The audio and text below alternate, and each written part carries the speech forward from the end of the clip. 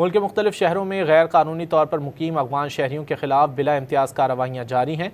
रावलपिंडी में 20 गैर कानूनी अफगान शहरी गिरफ्तार कर लिए गए। रियासती रिट के मौसर नफाज के लिए पुलिस, रेंजर्स और इंटेलिजेंस इदारों की मुश्तरका कार्रवाइयाँ जारी हैं। इस्लामाबाद, रावलपिंडी, अटक, चकवाल, मरी और जेहलम में सर्च एंड कॉम्बिंग ऑपरेशन किए गए। इस्लामाबाद और रावलपिंडी में बड़े पैमाने पर सर्च एंड कॉम्बिंग ऑपरेशन किया गया। मुख्तलिफ इलाकों में 150 से ज़ायद घरों, 145 मोटरसाइकिलों, 35 गाड़ियों को चेक किया गया। 245 अफराद से तफ्तीश की गई। मुख्तलिफ इलाकों में सर्च एंड कॉम्बिंग ऑपरेशन के दौरान 17 मुश्तबा अफराद को हिरासत में लेकर असलहा और मुनशियात बरामद की गई।